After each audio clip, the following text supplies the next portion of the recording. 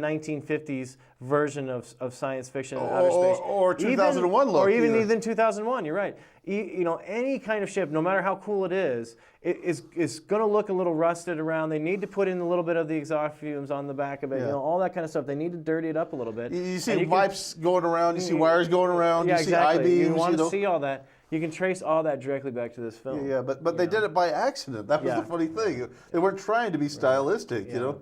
And it's like, oh, well, if we have to build a wall to cover up all the pipes, what I'm saying, the wires and stuff like that, that takes money. Yeah. They were like, just spray paint it. Spray paint it all gray. Give it a fresh coat of paint and call it done, Well, and not only that, but the look of the robots, it follows that same kind of a thing, like we were saying. And, they influence R2-D2 tremendously. Lucas tried to buy the robots for Star Wars. Yeah.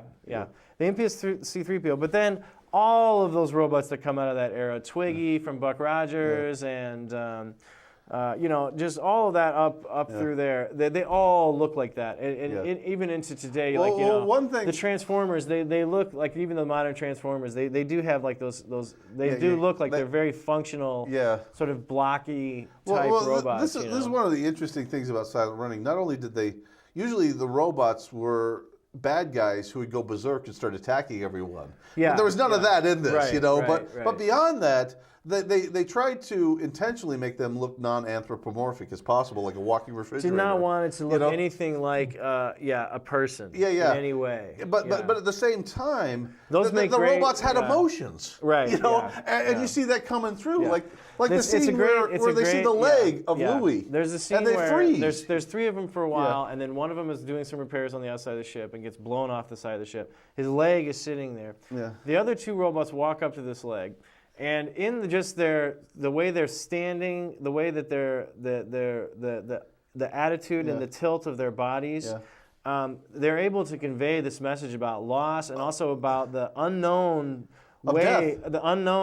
nature of what happens when you die, because they're sitting there, and you can almost see like their little gears and whirls trying to whirl and trying to take this in. And remorse and a loss of a comrade. Loss, but also just not understanding quite how this happened. And but he goes out there and.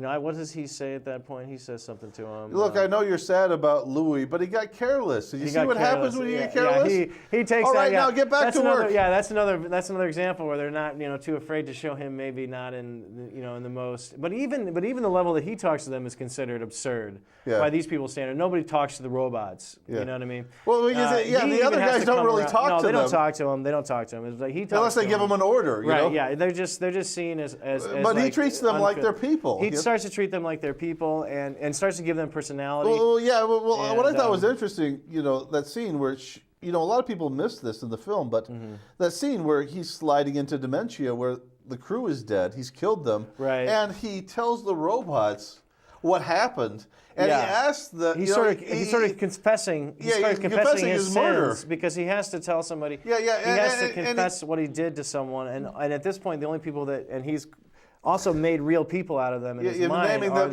named them to real people. Instead of drone 1, drone 2, drone 3, give them human names. Huey, Dewey, and Louie, of course, after Donald Duck's nephews.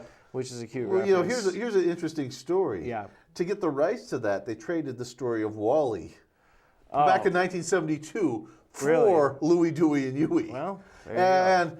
Disney made about $1 billion on that, so they probably got a pretty good deal out of that one. Yeah. But that deal was made in 1972. So Wall-E literally was a sequel to Silent Running. Yeah. Literally. Ways, yeah. What?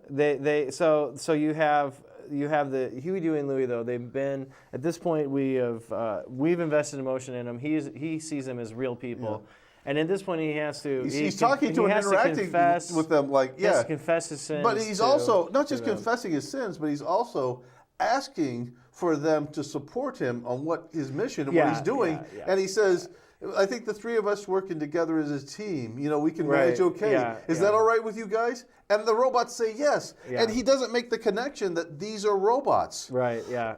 You give them an order, they obey it. It's like, is that all right with you? Yes. Yes, they're going to say yes to anything you say. It is. But it's a slide dementia. But it just goes right over the most audience members' heads. Well, that's because at this point we've also invested emotionally in these robots. We've also given them a personality. Yeah, but this was one thing the filmmakers didn't plan on, was how popular the robots were going to be in this movie. Very cute. They're very cute. But I mean, the audience just fell in love with the robots. They absolutely do. Well, they are unique, and they are the first time, like we said, for so many different reasons. For the art direction of them, for the way they were realized across the board, they were unique in their movement. But they're kind of a hybrid. People go wild for stuff like that. They can't figure out how you did it too. See? Now a parallel is the Daleks from Doctor Who, because that was a design where if you think about the Daleks, they scoot around, and the idea behind them was the guy said he went to a dance and he saw this woman dancing with roller skates under her dress, and he was like watching her glide around like that. He couldn't figure out how she should do it. And he said that's a totally non-human way to move.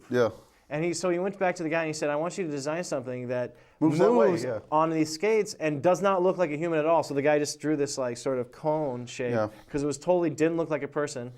And they put it on these skates. Well, they have this instant sensation with these robots because the same reason with these other robots is because A, nobody can figure out how they move, and B, they look nothing like a human. They're totally not human looking in their movement and in those days you really had to realize that through costuming. But you have to understand, didn't have the special effects that was the idea behind the robots in Silent Running, was instead of putting a guy in a robot suit, when you do that, it looks like a guy in a robot suit. But if you put someone who doesn't have any legs, who's walking on their hands, all of a sudden you got something that people look at that and go, wait a minute, how do they do that? You know? It was like a magic trick that fooled the other magicians. I'm not making this up. When people saw that movie, guys who were in robotics got on their telephones, started calling each other and said, have you seen these robots in Silent Running? They're really good. How did they do that? A lot of people thought those were real robots. And they were calling up the Japanese to figure. They thought maybe they came out with something new that they hadn't heard about yet. Nice. I mean that in itself, is a huge accomplishment. It's a landmark film for a number of reasons, and not to mention the fact that. This film stars Bruce Dern. Why don't you talk a little bit about Bruce Dern? Well, Bruce Dern at this time had basically been typecast for playing the bad guys in movies. Right. He's in a bunch of movies. He's in like westerns and stuff like that. Yeah, he kills John Wayne in The Cowboys. He kills John Wayne in The Cowboys. I think he was in some Will other... Penny was another one where he played a bad guy in that. But he was just in a lot of them where he'd just be sort of the crazy bad guy that would get shot right away. Well, Dern said about his career, in my career I've played more dopers, degenerates, and psychos. He was always the weirdo. Or misfit, outcast. Yeah. But it was interesting because the filmmakers, they had the idea, they hadn't written the script yet, but they were looking for someone to play the part of Lowell, the hero. Lowell, right. And what happened was they heard about Dern, but they hadn't seen him yet, so they watched the movie Will Penny. Okay. And they saw Dern and Will Penny, and they're like, that's it. Will Penny. Now, who else is in Will Penny? Is that Charlton Heston? Is that got the Pleasance? Don Pleasance. That's a great one. That's a great one. Yeah. Now in Will Penny, Will Penny, he just plays like this crazy guy who's just kind of unhinged, sort of half-breed brother of like in this like sort of clan, like hillbilly clan. Hillbilly, rawhider. Who knows what? Off in the woods. Low-life scumbags. Yeah, low-life scuzoid, inbred, who knows? And not only that, but not only is he one of these guys, but he's like one of the crazier one of these guys. Of all the characters, he's like the guy's like the most crazy, the most antisocial of the bunch. Doesn't even hardly have any lines. He's just sort of he actually is on screen about 10 minutes in the film. Yeah, I think he gets shot pretty early, but it's like that's what I'm saying. He makes it to the end. Yeah. Who gets shot early? Somebody else who was. No, that's one of Charlton Heston's. His brother. The brother gets killed early. Yeah, but one of the and then they kill. They kill him over. Will Penny, I just saw for the first time. Great so film. that's the one I'll recommend. It's also it's interesting. The director wanted to fire Charlton Heston and give Dern the lead once he saw him act. Yeah. But so anyway, but I mean, the point behind all this is that they saw Dern this in is that a guy part who's playing a bad guy. Actually. Yeah, he's sort of not only that, but the crazy weirdo. Really crazy bad weirdo. Guy. Yeah, He's not like that's who guy. they wanted He's for like a usually role. the sort of the slobbering. They wanted someone who could do crazy, angry, and unhappy. All at the same time to make it convincing. Right. And so they get this guy. So it's a risk. Yeah, but what's funny? It's funnier. It gets funnier because Dern actually took a hiatus from playing the bad guys for 2 years to get better parts. So he says to his agent or whoever, he's like, "No more bad guys. I'm getting too much. I want to break out of my typecast." They do that. They always do that. Not always, but a lot of them do that though. That happens, and when they're like, I don't want to do it anymore. Dern was broke at the time when they offered him the part, and he owed money to a loan shark, even. Okay, so he needs money. So he's like, I'll take the part. So what happened was they approached Dern for the part, and they found out that he has a pathological hatred of science fiction. But he was interested in the part because he never played the lead in a movie before, the hero. Right. It's funny when they approached him for the part. They said, "We want you to be in this movie." He says, "I'm interested, but I don't play the bad guys anymore." They said, "That's fine. We want you to play the hero." He says, "Well, I'm definitely interested." Yeah. And then Dern asked, "Who am I starring opposite of?" And they said, "No one." A couple robots. Well, they actually said at first, "No one." He says, "I don't understand." He says, "Well, we want you to play the lead. Everyone's going to be starring opposite of you." Oh yeah. And Dern's like. And they're like everybody, 3 robots that are little. But Dern, it's funny what Dern said. He says, "Let me get this right. You want me to play the hero and play the lead? Yeah. Now you have my undivided attention." He said, "Tell me more about the film." They sold him as science fiction. He's like, "Oh no." Yeah. He's like, they asked him, "Do you like science fiction?" He says, "No. But I like the part about playing the hero and the lead. You have me." So for the sake of that is why he signs on to do this. Well, film. he signs on to do it because he owes a lot of people a lot of money. And the money. But the thing was he was going to say no to the part actually. Yeah. And then they leaked to his loan shark that he's coming up for this part. And then the loan shark has a talk with him. Yeah. And then You're taking the part. His loan shark makes him an offer he can't refuse. Never get in trouble. Never get in trouble with your loan shark. So he decides he wants to do the part after all. You get in trouble with your loan shark, it can compromise your artistic credibility. But it was funny because Dern, when they're telling him about the part, they say, "Well, it's science fiction. You'll actually be starring opposite 3 robots." Yeah. And Dern said to that, like, "And do the robots talk?" They said, "No." No. And he says, "What?" He says, "So what am I doing with 3 robots?" He says, "In the deep recesses of the isolation of outer space, you're just floating. You're slowly losing your mind." Yeah. He says, "So let me get this right. You want me to play a crazy guy in outer space who talks to robots that don't talk back to him?" Right. They said, "You got it." That's the film in a nutshell, too. That's the film in a nutshell. Dern said about it to one of his friends later. He said, "I'm either going to be in one of the best films of all time or one of the worst, and I don't know which one yet."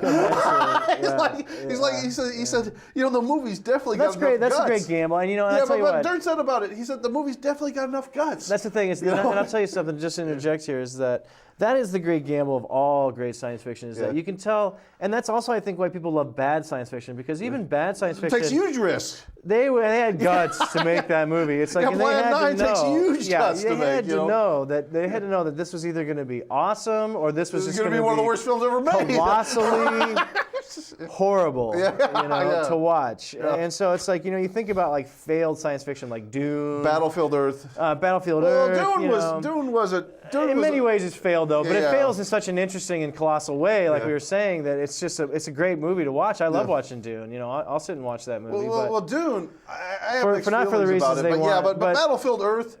Battlefield Earth, Robot Monster, we can all agree. It's like those are audacious in their their badness. They're mind-numbing. Yeah. Totally. You think about something though that's also, Megaforce comes to mind. Remember? Oh yeah, with Michael Beck. They can really tell. But they really thought that they might be catching lightning in a bottle. You know what I mean? On that one. You can tell just by like the I think swagger. They captured a fart in a bottle. I know. You can tell by the swagger of the guys walking around playing the heroes in that movie. They really thought they were doing something. They really thought they might be like the next Han Solo. Yeah, you know what I mean? They might be the next Indiana Jones. They were inspired. That was sort of the promise of all those movies of that era. Is that this might be the one that really catches even fire. Plan 9 There's going to be Battlefield toys. Earth. There's going to be You know, there's going to be all sorts of. I mean, you can tell the actors were really into what they were doing. Yeah, because there's that chance with science fiction that it might just be you create something that's just beloved by generations and looked upon as the next. Well, you look though at science fiction, the films that really lasted. Right. Yeah. You know, it's